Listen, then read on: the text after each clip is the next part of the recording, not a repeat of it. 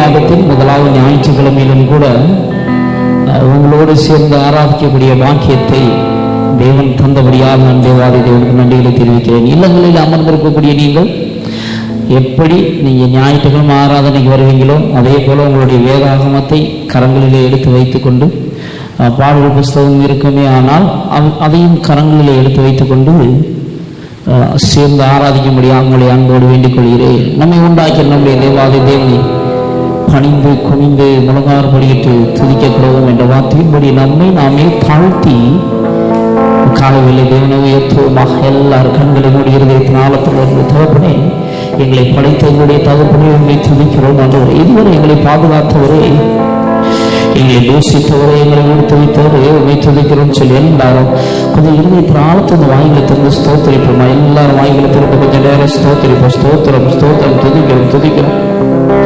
துதிகளின் மத்தியில் வாசம் செய்கிறே எங்கள் தகப்பனே உண்மை துதிக்கிறோம். தூயா ஆதி தூயவரே உண்மை துதிக்கிறோம் துதிக்கிறோம்.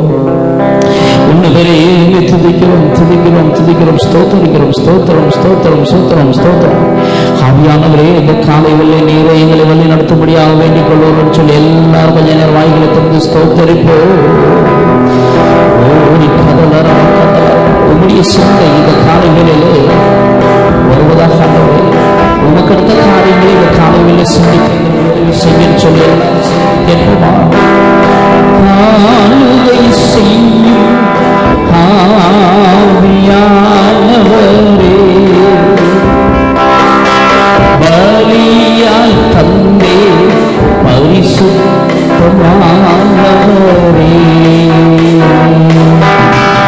ஆளுகை செய்யும் ஆவியானவரே, பலியாய் தந்தே பரிசுத்தமானவரே,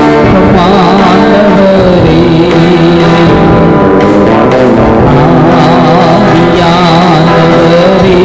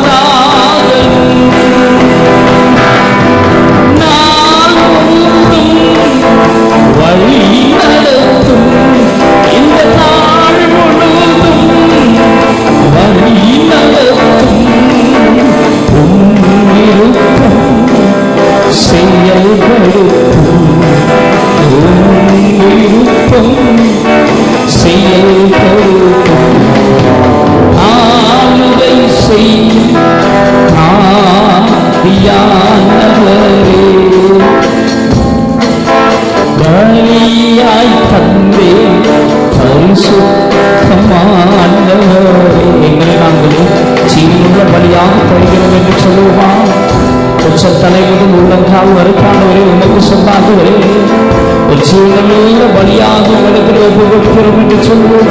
ஆளுகை செய்யும் ஆவியானவரே, பலியாய் தந்தே பரிசுத்தமானவரே,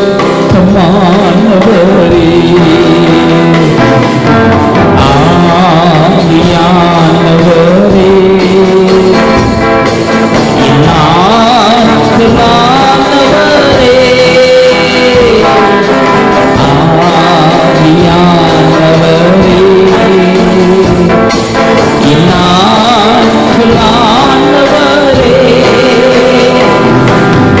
புதிதாம் பரிசுத்தரே, புதுப்படைப்பாய் மாற்றுமையா.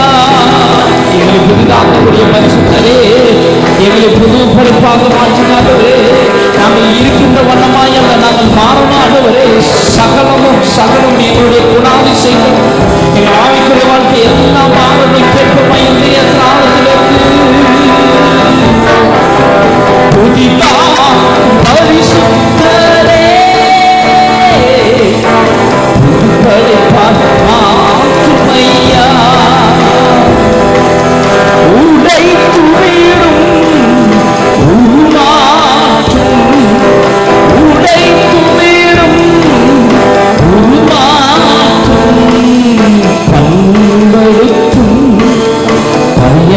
பயன்படுத்தும் இனி பண்படுத்தும் அன்பரே பயன்படுத்தும் ஆளுகை செய்யும் ஆவியானவரே பலியாய் தந்தே பரிசுத்தமானவரே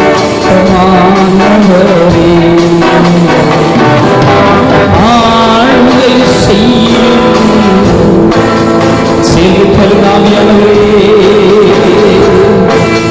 பலியாய் தந்தே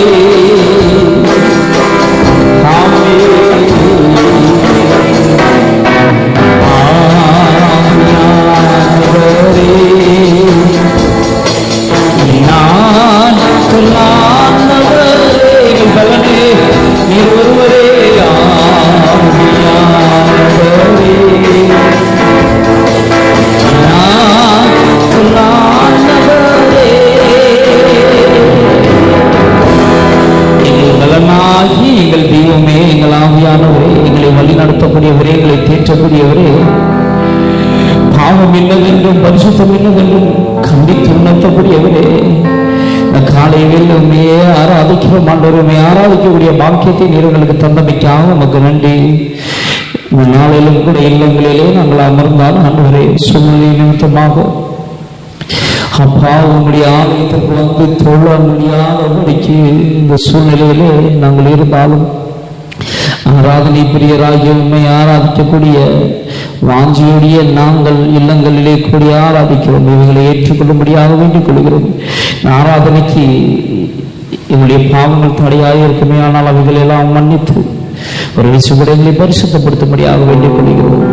இயேசு நாம் ஜெபிக்கிறோம் நல்ல பிதாவே, ஆமென் ஆமென்.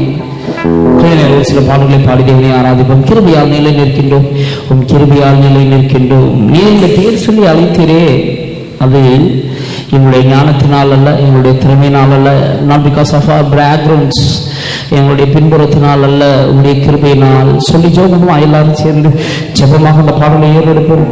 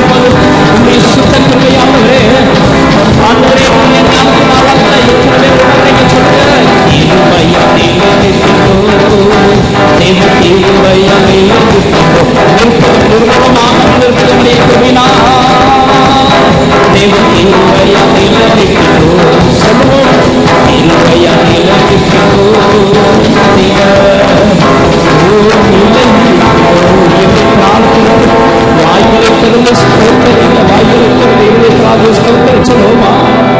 எங்களுடைய ஞானத்தினால் அல்ல, எங்களுடைய பராக்கிரமத்தினால் அல்ல, எங்களுடைய பலத்தினால் அல்ல. Not because of our might, Lord, not because of our power, because of your grace.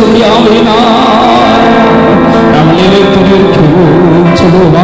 கிருபையா நிலைத்திருக்கிறோம், தேவ கிருபையா நிலைத்திருக்கிறோம். இன்னொரு வார்த்தை கூட இந்த வார்த்தையில அப்படியே அழுத்தி எச்சரிக்க, கிருபையா நிலைத்திருக்கிறோம், தேவ கிருபையா நிலைத்திருக்கிறோம்.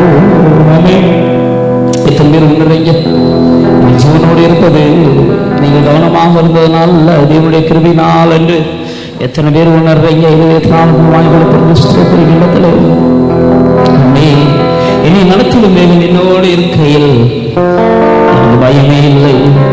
நம்பிடும் தேவன் எனக்கு துரோகமாக இருப்பதால், எனக்கு காவலாக இருப்பதால் எனது கலக்கமே இல்லை.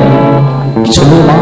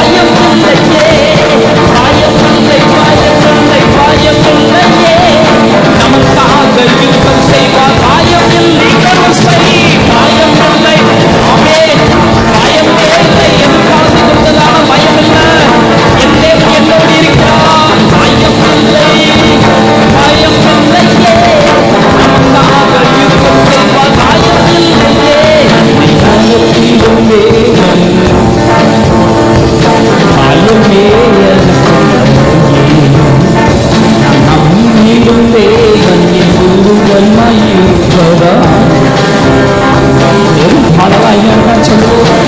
நடத்திடும் தேவன் என்னோடு இருப்ப பயமே எனக்கில்லையே. நம்பிடும் தேவன் எப்போதும் இருப்பதா எனக்கில்லையே. சொல்லுமா, தினத்தை நீ யோசிக்காதே, பூர்வமானதை சிந்திக்காதே. தினத்தை நீ யோசிக்காதே, பூர்வமானதை சிந்திக்காதே. மேலானதை நீ சுரக்கரிக்க வேறொன்று செய்வார் பயம் இல்லையே. ஆமென். நீ இழந்தது காட்டும் தனியாக கொடுக்க அவரால் கூடும். இன்னொரு கூட மேலானதை நீ சுரக்கரிக்க வேறொன்று செய்வார் பயம் இல்லையே.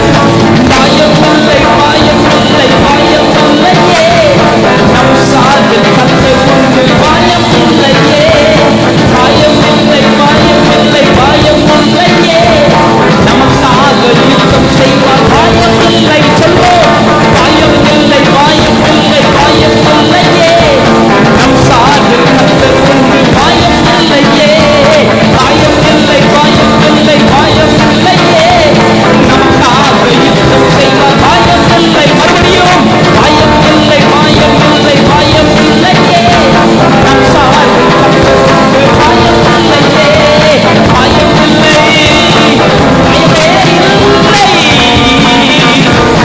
எனக்கு யுத்தம் செய்ய போகிறார். பயமில்லை பயமில்லை பயமில்லையே, என் சார்பில் கர்த்தர் உண்டு. பயமில்லையே பயமில்லை பயமில்லை பயமில்லையே, நமக்காக யுத்தம் செய்வார்.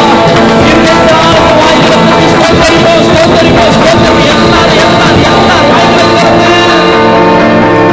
எனக்காக பரிந்து பேசக்கூடிய தேவன் என் சார்பில் இருக்கிறபடியால் கவலை இல்லை. என்னை பொறுப்படுத்திக் கொண்ட என்னுடைய தேவன் என்னை நடத்தினபடியால் கவலை இல்லை.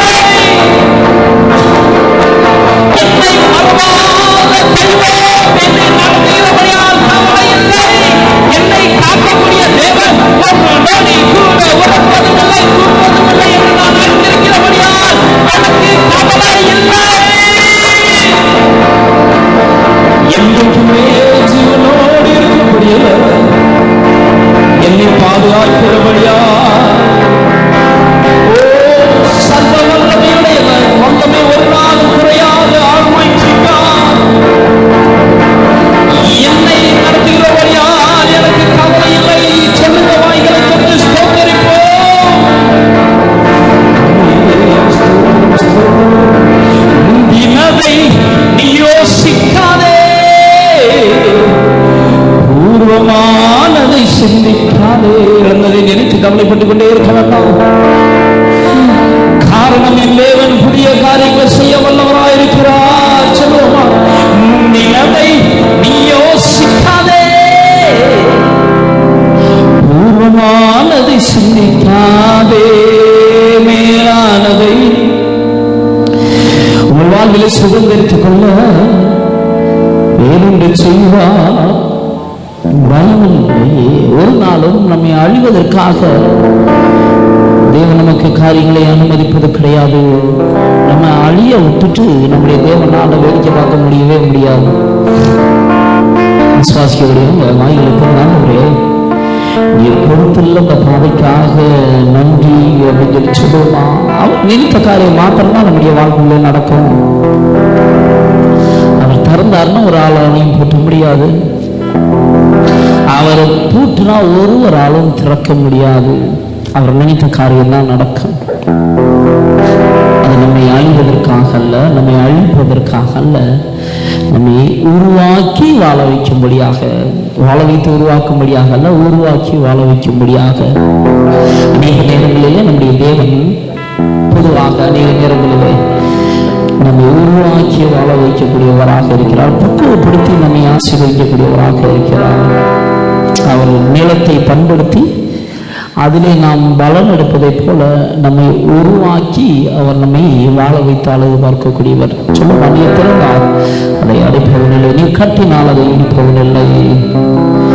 என்னை போல வல்லமையுடையவர் யாருமே இல்லை. வாய்களை திறந்து நாவுகளாலே அறிக்கையிடுவோமா?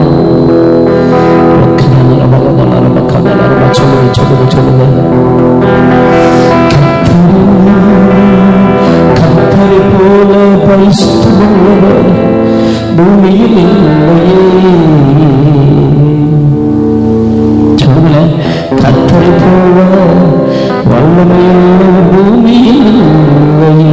எனக்கு நிகரானவர் யாரானவரே? சொல்லுங்க.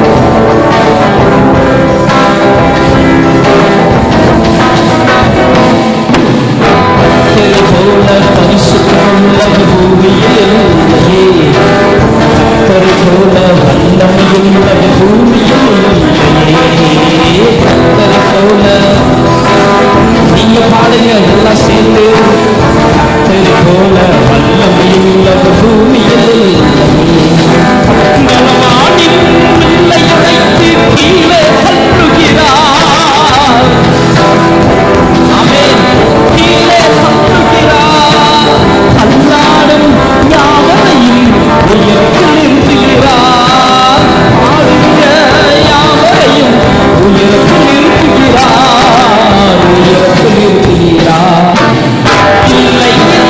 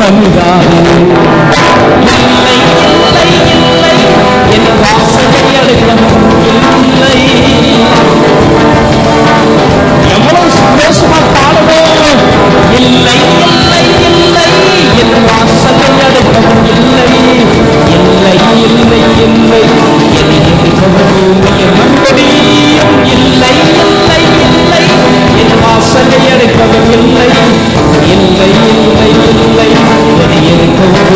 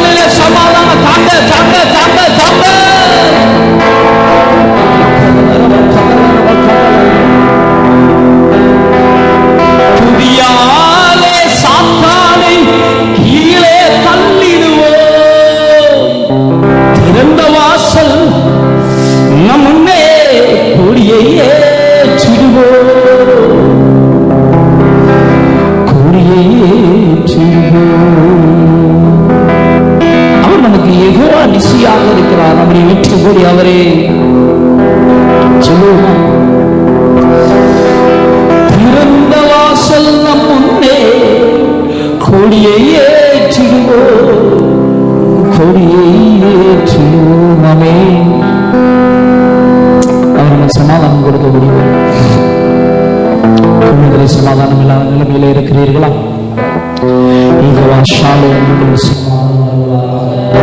ஆராதனை முடிவில் நிச்சயமாக தெய்வீக சமாதானத்தை நீங்கள் பெறுவீர்கள். இந்த ஆராதனை நான் நடத்துகிறேன் என்பதற்காக அல்ல, நீங்கள் வேண்டிக் கொண்டதை அவர் செய்வார் என்பதற்காக. ஆமென் என்று சொல்லுவோமா? இதுவரை என்னை மறவாதவரே, இரவும் பகலும் என்னை மறவாதபடிக்கு என்னை காத்தவரே, எங்கள் எபினேசரே, எங்களோடு இருந்தவரே, தள்ளாட விடாதபடிக்கு எங்களை பாதுகாத்தவரே, எங்களுடைய கால்கள் இடரும் பொழுதெல்லாம் தாங்கினவரே, ஆராதித்து என்று சொல்லுவோமா? மனவாமல் நினைத்துவையா மனவாரம் என்று சொல்லுவோம். சொல்லுவோமா?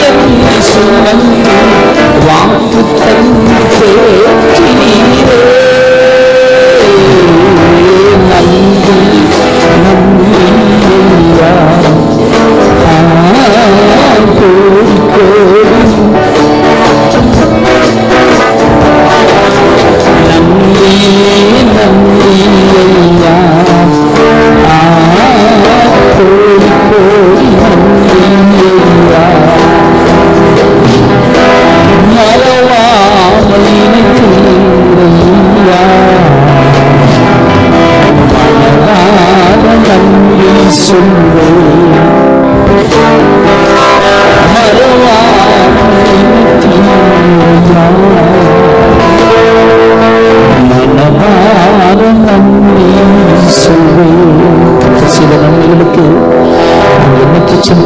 ரட்சிப்பின் பாத்திரத்தை எடுத்துக்கொண்டு அவரை தொழுது கொண்டே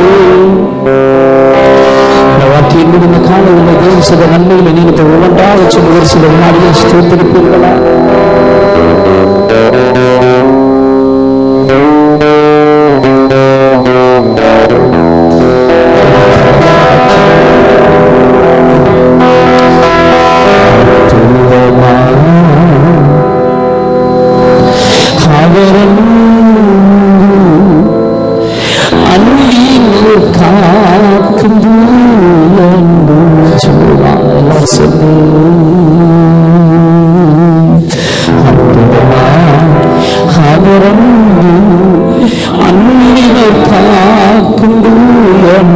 சேர்ந்து சொல்லுங்க, எல்லாரும் சேர்ந்து சொல்லுங்க.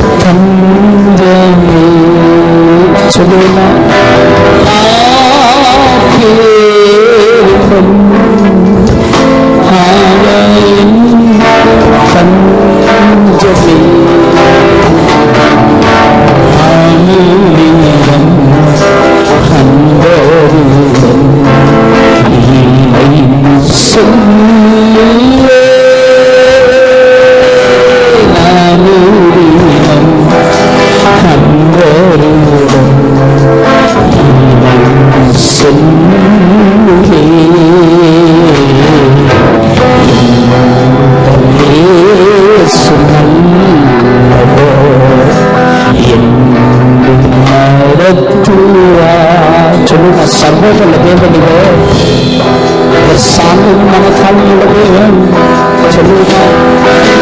சர்வவல்ல தேவனில சாந்தமும் தாழ்மையுள்ளவரா. சர்வவல்ல தேவனில சாந்தமும் தாழ்மையுள்ளவரா. என்னாலுமே எங்கனையே தாயிடும் வல்லவராமே. என்னாலுமே எங்கனையே தாயிடும் வல்லவராமே. நம்மீதுவே எங்கெங்குமா இயேசுவை நம்பிடுவே எங்கெங்குமா இயேசுவை.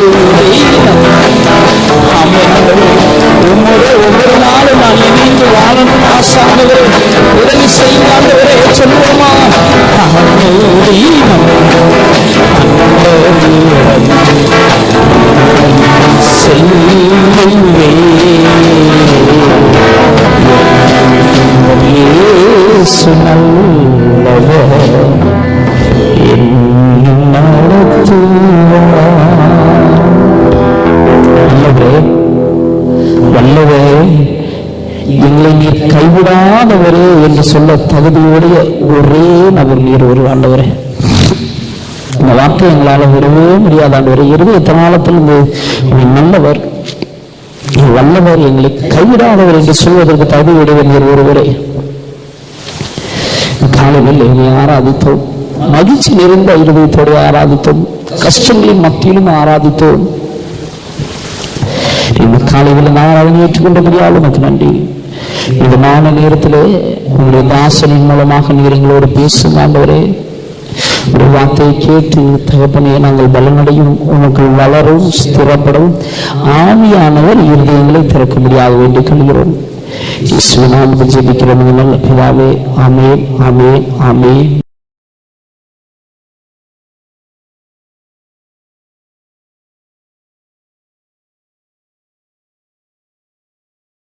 அருமையான தேவனுடைய பிள்ளைகளே, இந்த வாரத்தின் முதல் நாள் கால வேளையில் கூட உங்களை சந்தித்து ஆண்டவருடைய செய்தியை கொடுப்பதில் மிக்க மகிழ்ச்சி அடைகிறேன்.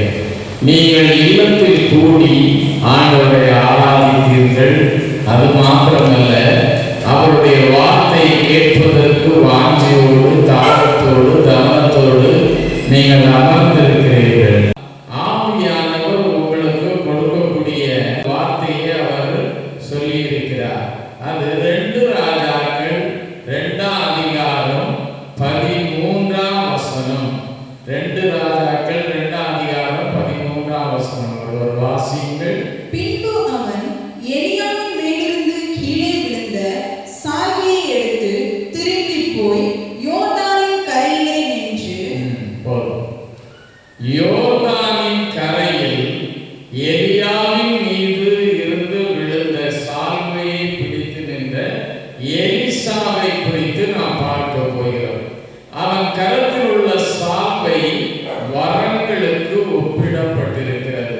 பரம எலியாவாகிய ஆவியானவருக்கு ஒப்பனையான அந்த எலியா மீது இருந்து விழுந்த சால்வை. அது மாத்திரமல்ல, இங்க வேத வசனத்தில் சொல்லப்பட்டிருக்கிறது, இயேசு கிறிஸ்து வாழ்ந்த நாட்களில் அவருடைய வஸ்திரத்தை தொட்டவர்கள் அனைவரும் சுகமானார்கள். பவுலுடைய நாட்களில் அவனுடைய சரீரத்திலிருந்து உருமாங்கள், கச்சைகள் வியாதிஸ்தர்கள் மீது போடப்படும் பொழுது அங்கு என்ன சொல்லப்பட்டிருக்கிறது என்றால், அந்த வியாதியிலிருந்து விடுதலை, அவர்களுடைய வியாதியிலிருந்து விடுதலை பெற்றார்கள், பிசாசின் கட்டிலிருந்து விடுதலை பெற்றார்கள். இப்படியாப்பட்ட ஒரு காரியம் எதென்றால், அந்த வஸ்திரத்தில் தேவனுடைய வல்லமை, தேவனுடைய கிருபை இறங்கப்பட்டதனால் அந்த வஸ்திரத்தின் மூலம் ஆண்டவர் அற்புதங்கள், அடையாளங்களை செய்தார். அதை போன்று இன்றைக்கு நாம் பார்க்கும் பொழுது வரம் என்று சொல்லும் பொழுது எலியாவின் மீது இருந்து விழுந்த சால்வையை வைத்து யோர்தானை எலிசா 2ஆக பிரித்தான். அந்த யோர்தானை பிரித்து கரையேறினான் என்று சொல்லப்பட்டிருக்கிறது. அப்போ 1 கொரிந்தியர் 12ஆம் அதிகாரத்தில் சொல்லப்பட்டிருக்கிறது, ஆவியானவர் ஒருவரே, ஆவியின் வரங்கள் 9 வரங்கள். 1 வசனத்தை உணர்த்தும்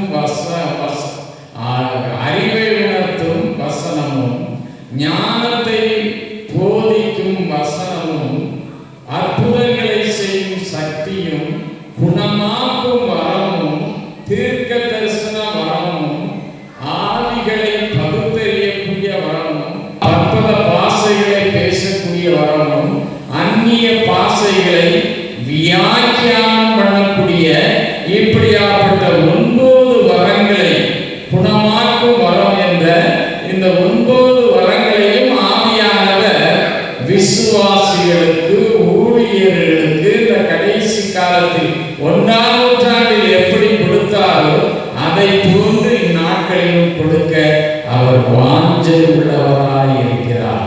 இந்த எலியாவின் சால்வையை பெற்ற இந்த எலிசா இந்த சால்வையை பெறுவதற்கு பல அனுபவங்களின் ஊடாக அவன் கடந்து சென்றான்.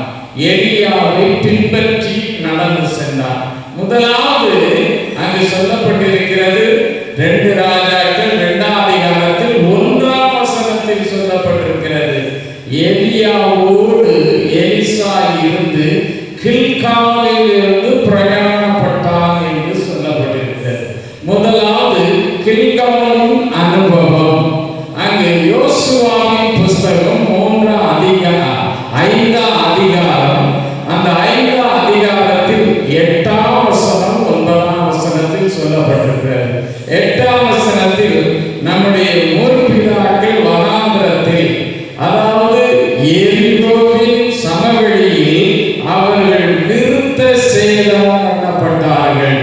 ஏனென்றால் ஆண்டவராகிய தேவன் ஆபிரகாமோடு விருத்த சேதன உடன்படிக்கை பண்ணினான்.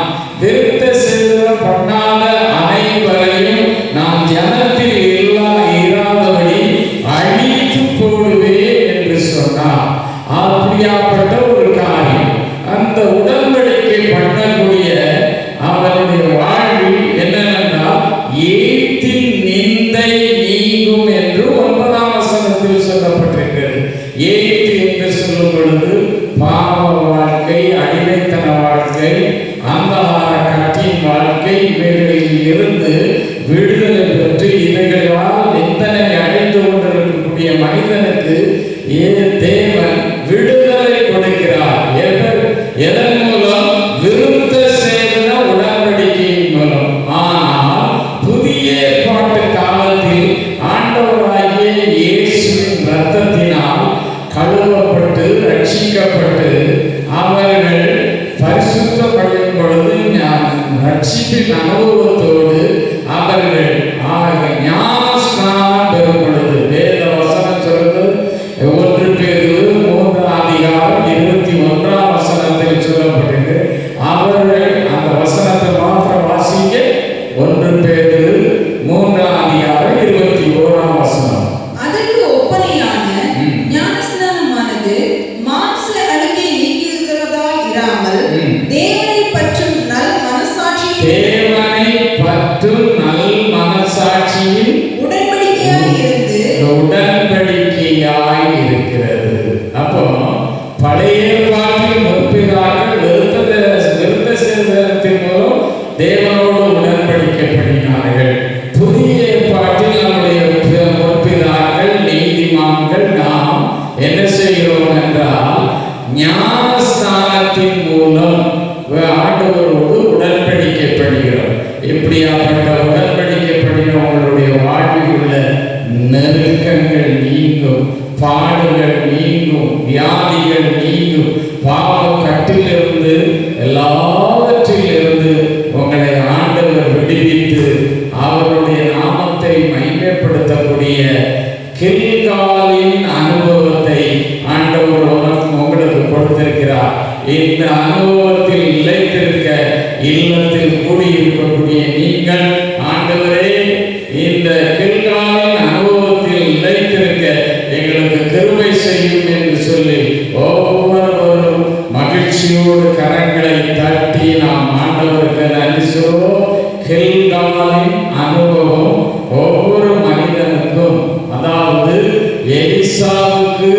கில்காலின் அனுபவம் இருந்ததினால் சால்வையை பெற்றான். அதை போன்று நாம் பெறுவதற்கு இந்த சால்வை, வரமாகிய சால்வையை பெறுவதற்கு கில்காலின் அனுபவம் தேவை. இரண்டாவதாக அங்கு சொல்லப்பட்டிருக்கிறது பெத்தேலின் அனுபவம். பெத்தே என்று சொல்லும் பொழுது அங்கு ஓசியா தீர்க்கதரிசன புஸ்தகம் 12ஆம் அதிகாரம் 12ஆம் வசனமும் 13ஆம் வசனத்தையும் 12ஆம் ஓசியா தீர்க்கதரிசன புஸ்தகம் 12ஆம் அதிகாரம் 2ஆம் வசனத்தில் பிற்பகுதியும் 3ஆம் வசனத்தையும் வாசிங்கள். அவன் கிரீடங்களுக்கு தக்கதாக அவனுக்கு நீதியை சரி கட்டுவார். அவன் தாயின் கற்பத்திலே தன் சகோதரனுடைய குதிகாலை பிடித்தான். தன் பலத்தினால் தேவனோடு போராடினான். அவன் தூதனானவரோடு போராடி மேற்கொண்டான். தூதனானவரோடு போராடி என்ன செய்தான்? மேற்கொண்டான். அழுது அவரை நோக்கி கெஞ்சினான். பெத்தேலிலே அவர் அவனை கண்டு, அவர் யாக்கோபை கண்டு சந்தித்து அவ்விடத்திலும் நம்மோடு பேசினார். அப்போ பெத்தேலின் அனுபவம் ஆதியாகமம் 28ஆம் அதிகாரத்தில் அது ஒரு வித்தியாசமான அனுபவம். ஆனால் ஓசியா தீர்க்கதரிசி எழுதியிருக்கிறான், அவன் தனக்கு இருந்த பலத்தினால் தேவ சமூகத்தில் தேவனோடு போராடினான். தூதனானவரோடு போராடி அந்த தூதனானவரை மேற்கொண்டான் என்று சொல்லப்பட்டிருக்கிறது. அதற்கு அப்புறமாக அவன் அழுது கெஞ்சினான். ஒரு மனிதன் தேவ சமூகத்தில் முழங்காற்படியிட்டு திறப்பின் வாசல் என்று போராடும் பொழுது, தனக்காக போராடும் பொழுது, தன் பிள்ளைகளுக்காக போராடும் பொழுது, தன் குடும்பத்திற்காக போராடும் பொழுது, அழுகையோடு கெஞ்சுதலோடு அவன் ஜெபிக்கும் பொழுது, கண்ணீர் வடிக்கும் பொழுது ஆண்டவர் அவனை காண ஆரம்பிக்கிறார், அவனோடு பேச ஆரம்பிக்கிறார். அது மாத்திரமல்ல, அவனுடைய சந்ததியோடு பேச ஆரம்பிக்கிறார். அருமையான தேவனுடைய பிள்ளைகளை, பெத்தேலின் அனுபவம் உடையவனாக எலிசா அந்த எலியாவின் மீது இருந்து விழுந்த சால்வையை அவன் பெற்றான்.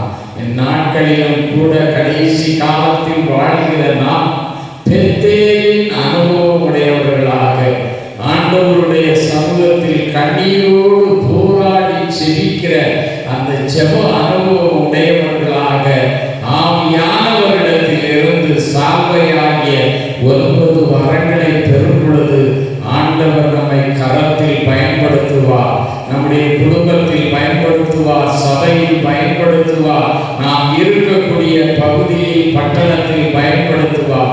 எப்படியாப்பட்ட ஒரு சிலாக்கிய வாழ்வை பெறுவதற்கு ஆவியானவர் வரங்களை நமக்கு உருவாக்கி கொடுத்திருக்கிறார்.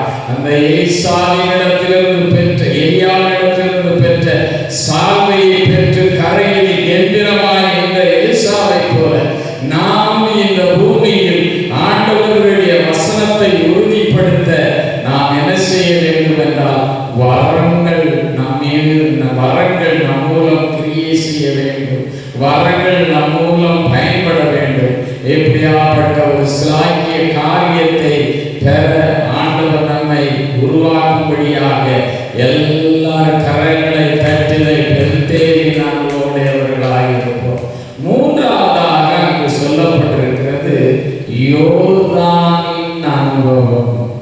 யோர்தான் என்று சொல்லும் பொழுது அங்கு என்ன சொல்லப்பட்டிருக்கிறது என்றால், யோர்தான் சோதனைக்கு பயங்கர ஒரு சோதனைக்கு பயங்கரமான நெருக்கத்துக்கு போராட்டத்திற்கு அதை ஒப்பிட்டு பேசுவார்கள். ஆனால் அங்கு சொல்லப்பட்டிருக்கிறது, நீ ஒவ்வொரு மனிதர்களும் தங்களை பரிசுத்தப்படுத்திக் கொண்டு ஆசாரியர்கள் உடன்படிக்கை பெட்டியை அவர்கள் தோளில் வைத்து தூக்கி யோர்தான் தண்ணீரில் கால் வைத்தவுடனே யோர்தான் இரண்டாக பிரியும், அதில் ஜனங்கள் கடந்து செல்வார்கள், எரியோவை சேர்வார்கள் என்று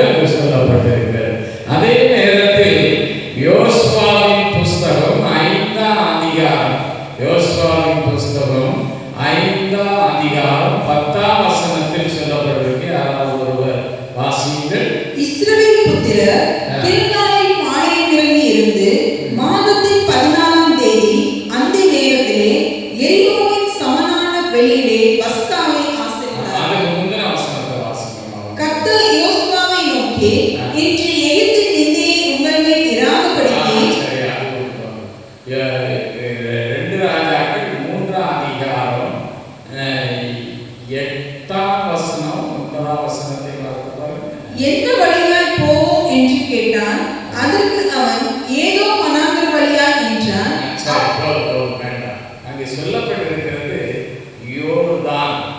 அந்த யோர்தானில் 5ஆம் அதிகாரத்துல முன்னால நினைக்கிறேன், அங்கு அந்த யோர்தானில் நடக்கக்கூடிய காரியம், அதாவது 7 ஜாதிகளை துரத்துவதற்கு அடையாளமாக என்று சொல்லப்பட்டிருக்கிறது வசனம். அது 6ஆம் அதிகாரத்துல இல்ல, 5ஆம் அதிகாரம். அடுத்ததுதான் யோர்தானை குறித்து சொல்லணும்ல, அதுதான் முக்கியமான ஒரு காரியம். அதுல 7 ஜாதியினர், கானானியர், மோவாபியர் அப்படின்னு சொல்லப்பட்டிருக்கும். அருமையான தேவனுடைய பிள்ளைகளே, இந்த யோர்தானை குறித்து சொல்லப்படும் பொழுது, யோர்தானில் அவர்கள் கால் வைத்தவுடனே யோர்தான் 2ஆக பிரியும். அந்த யோர்தானில் 2ஆக பிரியும் போது ஜனங்கள் கடந்து வருவார்கள். அது என்ன சொல்லப்பட்டிருக்கிறது என்றால், 7 தேவன் உங்களோடு இருந்து 7 ஜாதிகளையும் துரத்துவதற்கு அடையாளமாக இந்த யோர்தானை 2ஆக பிரிப்பேன் என்று ஆண்டவர் சொல்லி இருக்கிறார். அருமையான தேவனுடைய பிள்ளைகளே, நம்மோடு ஆண்டவர் இருந்தால் நமக்கு வரக்கூடிய சோதனைகள் வெள்ளம் போல் யோர்தானை போன்ற பிரவாகித்து வரக்கூடிய பெரிய கட்டுகள், வியாதிகள், போராட்டங்கள், இவைகளிலிருந்து விடுதலை கொடுப்பார். நமக்கு எதிரியாக இருக்கக்கூடியவர்களை அவர் துரத்தி நாம் இளைப்பாறுதல் அடைய, நாம் செழுமையாய் ஆண்டவருடைய கரத்தில் உள்ள ஆசீர்வாதத்தை பெறுவதற்கு ஆண்டவர் கிருபை செய்வார். அதற்காகத்தான் ஆண்டவர் யோர்தானை 2ஆக பிரித்து அது அடையாளமாக 7 ஜாதிகளையும் உங்களுக்கு முன்பாக துரத்துவேன் என்று செய்வதற்கு அடையாளமாக ஆண்டவர் வைத்தார். இந்த யோர்தானின் அனுபவம் உடையவர்களாக நம்முடைய முற்பிதாக்கள் இருந்தது போல நாமும் யோர்தானை கடந்து செல்லக்கூடிய, யோர்தானை மேற்கொண்டு செல்லக்கூடிய ஒரு தேவ பிள்ளைகளாய், கர்த்தருடைய கரத்தில் பயன்படக்கூடியவர்களாய் இருக்க தேவன் நமக்குள்ள எதிரிகளை நிர்மூலமாக்கி ஒரு பெரிய ஜெயத்தையும் ஒரு செழுமையையும் ஆண்டவர் எப்படி முற்பிதாக்களுக்கு கொடுத்தாரோ, எப்படி முற்பிதாக்களை கானான் தேசத்தில் அவர் வைத்தாரோ, அதுபோல ஆண்டவர் நம்மையும் நடத்தும்படியாக, இந்த யோர்தானின் அனுபவத்தை உடையவர்களாக இருக்கும்படியாக ஆண்டவர் நம்மை பலப்படுத்தும்படியாக கரங்களை தட்டி நாம் ஆண்டவருக்கு நன்றி சொல்லுவோம். அடுத்தபடியாக அங்கு சொல்லப்பட்டிருக்கிறது எரிகோவின் அனுபவம். 6ஆம் அதிகாரத்தில், யோசுவா 6ஆம் அதிகாரத்தில் சொல்லப்பட்டிருக்கிறது. அங்கு யோசுவா 6ஆம் அதிகாரத்தில் என்ன சொல்லப்பட்டிருக்கிறது என்றால், நீ ஜனங்களிடத்தில் சொல்ல வேண்டியது என்னவென்றால், 6 நாளும் ஒரே தடவை சுற்ற சொல்லி, அந்த எரிகோவை சுற்றி வர சொல்லி, 7ஆவது நாள் எத்தனை தடவை? 7 தடவை சுற்ற சொல்லி. ஆக மொத்தம் அந்த 7 நாளிலும் 13 தடவை அவர்கள் சுற்றினார்கள். 13வது கடைசி நேரத்தில் அங்கு சொல்லப்பட்டிருக்கிறது, ஜனங்களை பார்த்து ஆர்ப்பரியுங்கள் என்று யோசுவா சொல்லுகிறார்.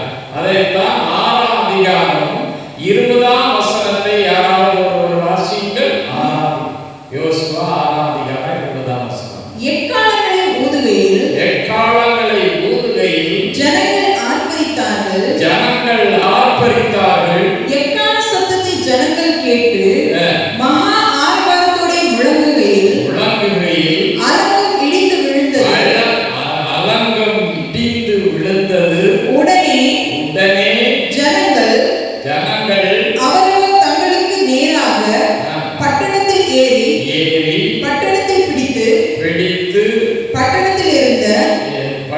பட்டணத்தில் இருந்த மனிதர்களையும் மிருகங்களையும் என்ன செய்தார்கள்? பட்டய கற்கினால் வெட்டினார்கள், சங்காரம் அடைந்தார்கள், அழித்தார்கள் என்று சொல்லப்பட்டிருக்கிறது. அருமையான தேவனுடைய பிள்ளைகளே, எரிகோ என்பது தடை.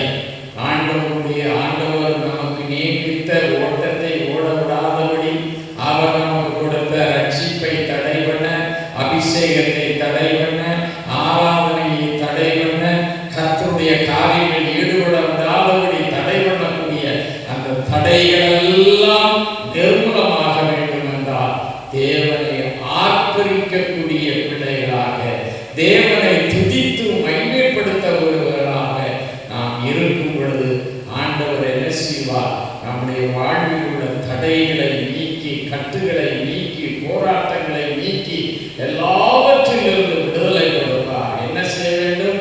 நாம் துதிக்கிறவர்களாய் நம்முடைய இருதயத்தில் எப்போதும் துதியின் அக்கினி எரிந்து கொண்டிருக்க வேண்டும். இப்படியாப்பட்ட ஒரு துதியின் அக்கினியின் எரிவை உடையவர்களாய் இருக்கும் பொழுது எலிசாவின் கரத்தில் இருக்கக்கூடிய சால்வையை, வரங்களை பெற்று இந்த கடைசி காலத்தில் நாம் பிரகாசிக்க முடியும். ஒவ்வொரு மனிதனுக்கும் எரிகோவின் அனுபவம், துதியின் அனுபவம் அவன் வாழ்க்கையில் நிறைந்திருக்க வேண்டும். இப்படியாப்பட்ட ஒரு பாக்கியத்தை ஆண்டவர் நமக்கு உருவாக்கி வைத்திருக்கிறார். அந்த பாக்கியத்தை பெற்ற எலிசாவை போல, அந்த பாக்கியத்தை பெற்ற நம்முடைய தேவ பிள்ளைகளை போல நாம் இருந்து அந்த பாக்கியத்தை பெறும் பொழுது கர்த்தர் தன்னுடைய கரத்தில் எடுத்து உபயோகப்படுத்துவார். அப்படி என்றால் நாம் கேட்டுக்கொண்டிருந்த அந்த காரியம் என்னவென்றால், அங்கு முதலாவது அனுபவம் என்ன அனுபவம்? கில்காலின் அனுபவம், இரண்டாவது பெத்தேலின் அனுபவம், மூன்று யோர்தானின் அனுபவம், நான்கு எரிகோவின் அனுபவம். இந்த அனுபவங்களை உடையவர்களாய் இருக்கும் பொழுது ஆவியானவருடைய கரத்தில் 9 வரங்களையும் பெற முடியும்.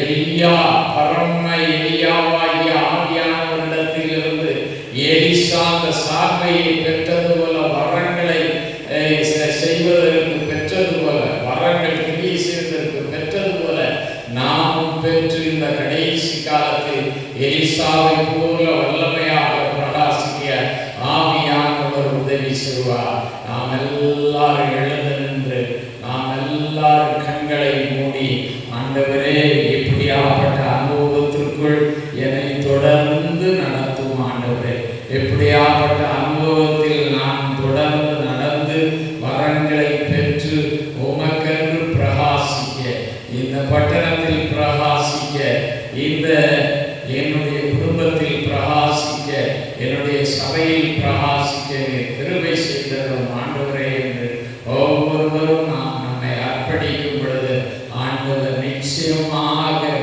ஒவ்வொருவரும் இல்லத்தில் இருந்து வாஞ்சியோடு கேட்கக்கூடிய உங்கள் மீது ஆவியானவர் வரங்களை ஊற்ற, அபிஷேக நிறைவை ஊற்ற வல்லமை உள்ளவராய் இறங்கி கொண்டிருக்கிறார். இந்த அனுபவத்தை பெற்ற எலிசாவை போன்று இந்த கடைசி காலத்தில் என்னை மாற்றும் என்று ஆண்டவருடைய சமூகத்தில் கரங்களை தட்டி நாம் ஆண்டவருக்கு நன்றி சொல்கிறோம். ஸ்தோத்திரம், ஸ்தோத்திரம், ஸ்தோத்திரம், ஸ்தோத்திரம். அன்பான தெய்வமே, உம்மை துதிக்கிறோம், உம்மை ஸ்தோத்திரிக்கிறோம். இந்த நாட்களில் கூட நாங்கள் கேட்ட வார்த்தையை மனதில் கொண்டு ஆண்டவரே எங்கள் வாழ்க்கையில் அனுபவமாக்கிக் கொள்ள, எலிசா எப்படி எலியாவினிடத்தில் இருந்து பெற்ற சால்வையை பெற்று பிரகாசித்தது போல நாங்களும் ஆவியானவருடைய கரத்தில் உள்ள 9 வரங்களையும் பெற்று பிரகாசிக்க நீங்கள் உதவி செய்யும்.